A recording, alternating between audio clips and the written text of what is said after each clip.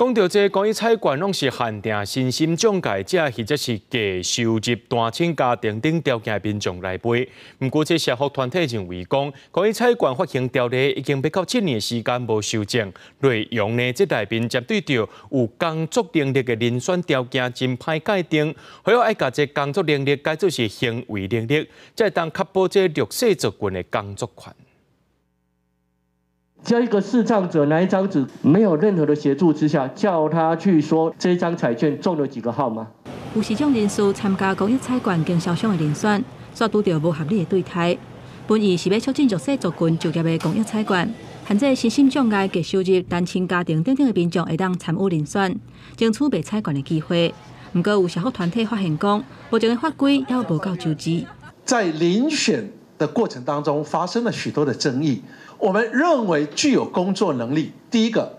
很难定义，语焉不详；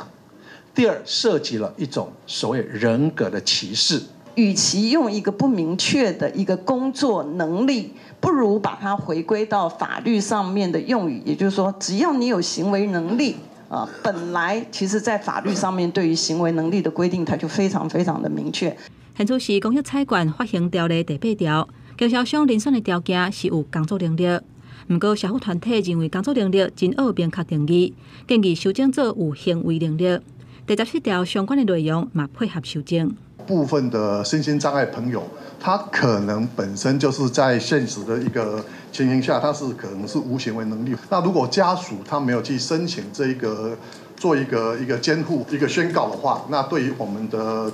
彩券的一个交易安全，还是必须要去维护的，那也来保障我们经销商跟消费者的一个权益。财政部回应讲，若修改影响的层面较宽，需要谨慎来评估。未来针对经销商的遴选，只要申请者会当使用附具等的条件来达成目标，拢会当看作是有工作能力、放能来认定。